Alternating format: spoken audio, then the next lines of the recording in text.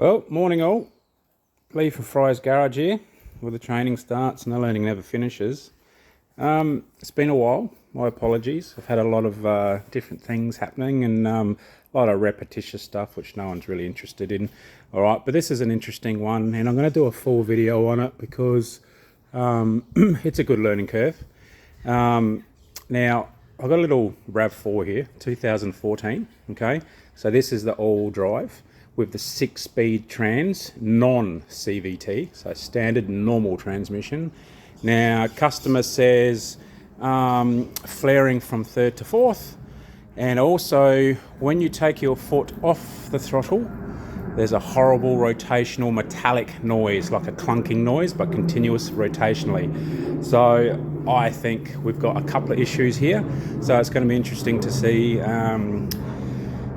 what the condition of this oil's like. All right, so I'm going to drain the oil, see if there's any metal in there, which I know there's probably going to be, whether it's a tiny little couple of pieces or bits.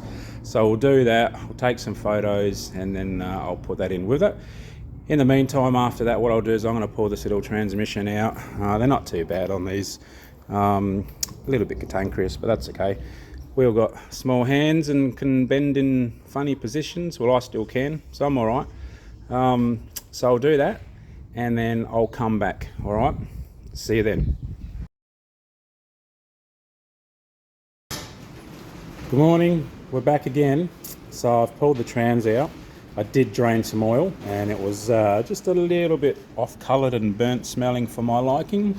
So suffice to say we got some issues. All right, so I did pull the sump off, and it justified very quickly having to pull the trans out. So we got some bits. All right, I'm pretty sure this is the interaxle because that's what will give you sort of that mechanical backlash knocking.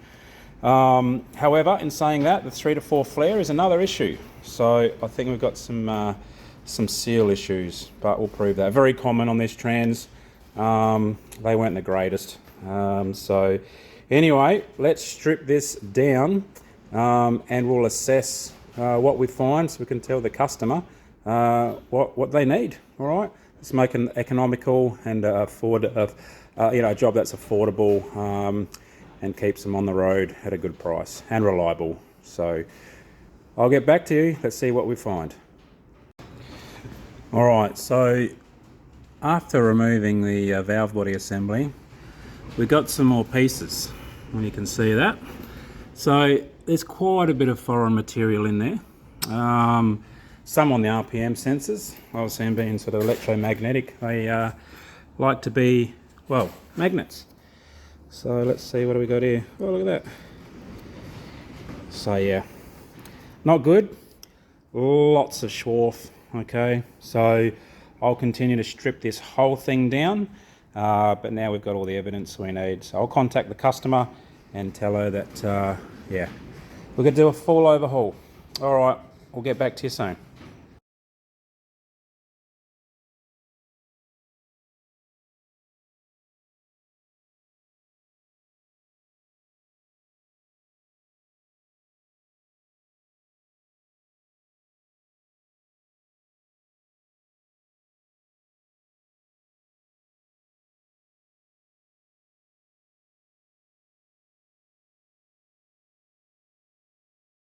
Well, hello again. It's Lee here, Fry's Garage, where the training starts and the learning never finishes. All right, including me. So, weeks and weeks I've waited for some parts for a Rav4 u660e transmission, 6-speed. I stripped the transmission and told the nice lady that what we got to do. Now, believe it or not, the wreckers actually wanted $5,000 minimum. That was the cheapest quote I got for a u660e 6-speed for 2014 onwards Toyota transmission. Now, whilst researching this transmission, I found something very interesting. Now, back in the day when these were released, there is a double counter drive bearing. All right, so it's basically a roller bearing, double-sided. Now that sits in this housing, which mind you is brand new from Japan. I had to buy this housing because what happens is the load on this bearing this has been modified. This is a chunkier transmission housing because it had a campaign that was worldwide. Now what was happening is this bearing, because of the load, because it's got load on both sides, bearing that side, bearing that side, and what was happening is it was elongating this hole just by the load over the time. And what was happening is the bearing would start, instead of being an interference fit, it would start to spin. And once that was spinning, this is hardened steel. You won't wear that off in a hurry. So what it did is warm the aluminium in the casing. All right, so the bearing housing, or the outside ring, would start spinning in the housing, and then all the fine metallics would end up in the valve body, which is there, and cause spools to jam and carry on like a pork chop. So yes, big issue years ago. Unfortunately, many years later, it's 2025 now basically. So she's a bit out of warranty. We can't do the campaign, but I did get a reduced price on this new casing. All right, so they were $2,600. I got it for 18. So here's what it is. So by the time I did all the figures, so new bearing, we've got new piston seals. I got all new torrenting bearings. I had to get a new counter gear because what had happened is because this had failed, and basically some of the torrenting bearings had failed. All the bits that we saw in the original video had gone through and done some damage to teeth, got stuck in between and chipped them and all sorts of crap. So anyway, nice second-hand unit there. It's like brand new, this thing, all the way from the US of A. Good old friends over there. Cheap exercise. So anyway, so it was either get a $5,000 second-hand trans locally or interstate, and probably have potentially the same issue, so go through it all again, or I did the total, so all new bearings, we've got new frictions, we've got a full gasket kit, new parts, new casing, and I'm still under 5k, would you believe it or not. So we're going to have an updated transmission casing with an intermediate casing, we're going to have a brand new transmission, and it should last a nice lady quite a long time. Bit of a disappointing scenario, this one, because the car itself, it's an all drive turbo diesel Rav4 D4D engine, and it's only done, I think it was 205,000 kilometers. Crazy. So we shouldn't really be doing this, but every manufacturer has its hiccups, and we're going to sort it out today. And it's still cheaper than buying another car and buying a second-hand trans for 5k, and then potentially, God knows when, anytime, having to go through this again. All right, so I'm going to pop this little bearing in and start the build. I've got all my parts here. All right, so that's the interaxle. Obviously, being all-wheel drive, it's going to have an output to the rear diff, because it does have a rear diff. Yeah, and we'll start the process. So when I was talking about that double bearing, so that's it here. So you can see the old one there. So this is it here. I'll just get her out of the bag. Alright, so there you go. So it comes together on just a joint and nylon tube, and you assemble it side by side. So you can see there's quite a lot of load in that center support part of the casing.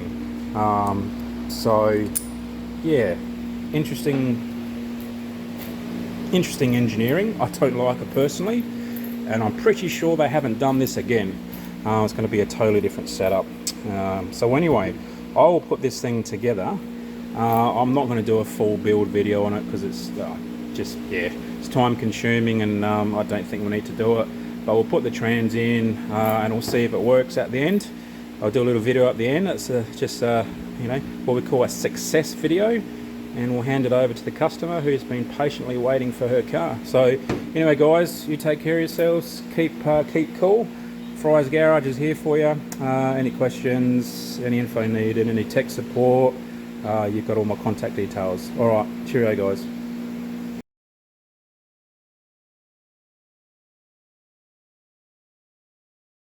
All right, I'm back. Bit of trivia. So you heard me say before, for every reaction there's an opposite and equal reaction. Well, there's another little example of that now. Very common in gyrometers. So that sort of electrical equipment, electronic equipment really, in helicopters, airplanes for self-navigation and autopilot. So I've got one of the casings here, and I've got the direct drum here. All right, so it's just sitting in there on a needle bearing. All right, what I'm going to do, I'm going to hold this. I'll just get it up. Here we go. All right, now I'm going to spin my body to the left. Look at that. Okay, spin my body to the right, left, right. See how it spins? Stop, go the other way, stop. Opposite and equal reactions.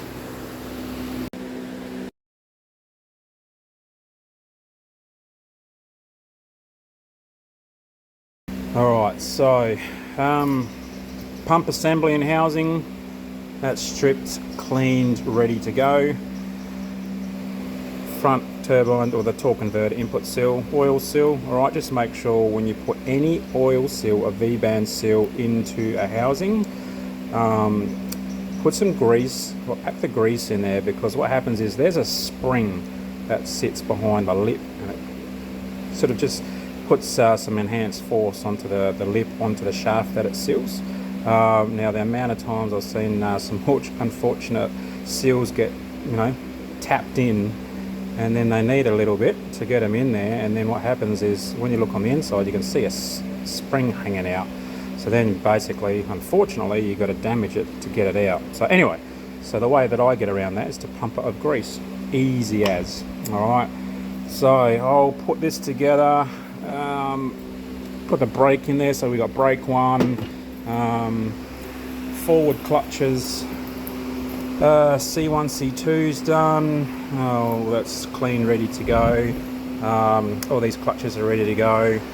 Underdrive, planetary and piston kit is all here ready to go. Yeah, so basically all the components are built. We just need to put it into the new housing, and we're good to go. So I'll return soon.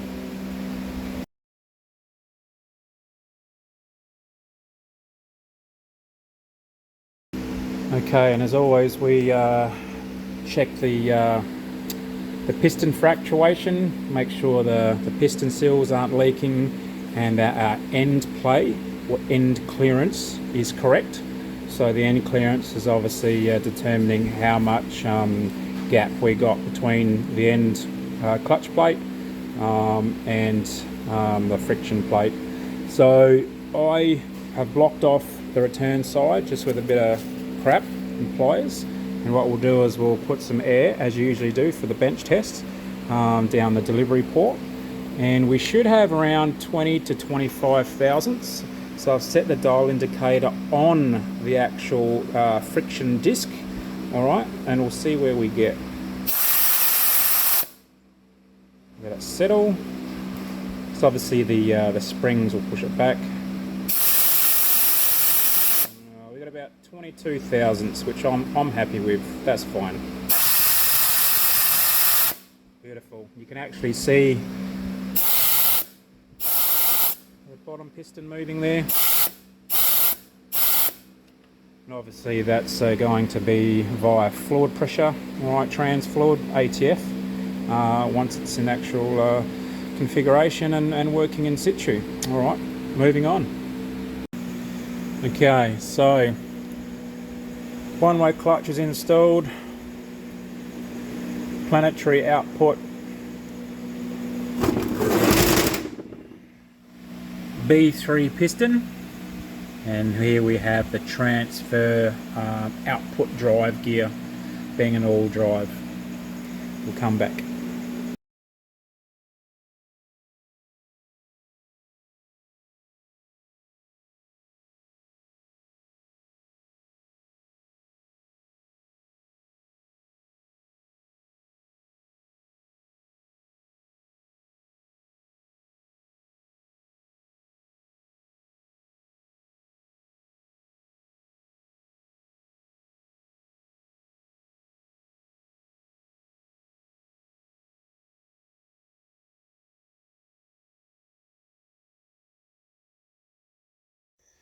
All right, we're back. what a day. That's been a big day and a night. Actually night shift really, because I've been at home sort of helping out with other things. So transmission completely built as per the video and what we replaced. I don't know, I'm still not a fan after all these years, 35 odd years. I just can't accept this east-west engine configuration. It is a mechanic's worst nightmare. I mean, look at all of that. So all of this had to come off, the whole lot, drop the suspension left and front right, obviously, and all that to get the transmission, which was much fun to get in and out as well, just by itself. So anyway, had some good help there. So job is done. It was pretty quick to do its adaptive shift learning. So a little bit of a flare from second to third, but she came good pretty quick. So most light vehicle transmissions, if you sort of rev it, you want to be over the 3000 RPM range, and that's when it really will start to slip a bit, and the TCM will acknowledge what that slip point is, and it will reset its touch points quite quickly. And then now she is super smooth. So basically we've gone from potentially a used $5,000 transmission from the wreckers with potential issues that these u660e transmissions were known for.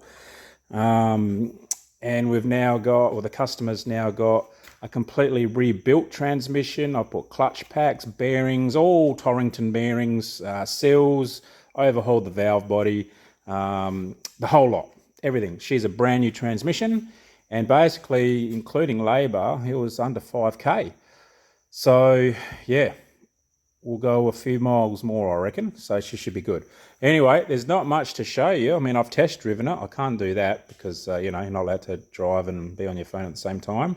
All I can tell you is this little Rav4 just runs super smooth. Yeah, saved the customer a lot of money. We had a problem. We talked about it. I looked to see what we needed to do, what our options were, and we've chosen the best options, and now we've got some longevity in the product, and there was no need to get another car. It's a perfectly good car, and it'll see the family out for quite a while yet. So anyway, till then, next job. What have I got? What's the next one? Oh, another couple of engine rebuilds. Might be a bit repetitious there because it's dialing in cams and all that sort of stuff. So I'll do it anyway. Got a few things going on. So got a couple of diffs to build. We've got one down there. So that's true track and some other funky things. So that's going in the SLR Tirana, which I really got to get a move on and get it going. So until then, I hope you enjoyed some things. If you've got any questions in the comments, it was fun putting that transmission together. Fry's Garage is always here to help you, always. So if you need any help, as in some work to be done for you, or some technical information or whatever, I'm here. All right. Anyway, you take care of yourselves, and I'll see you next time. Catch ya.